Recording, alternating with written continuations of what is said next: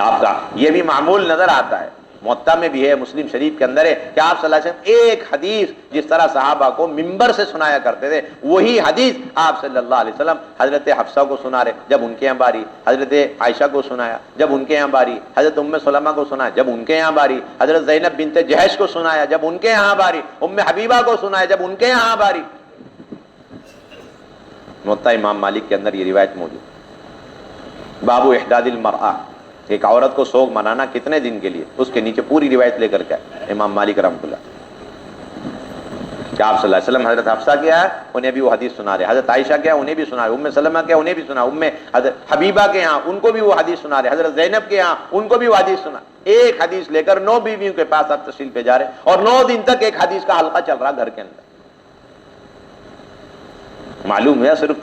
صرف معلومات کے لیے تعلیم نہیں بلکہ امت کو عمل میں لانے کے لیے۔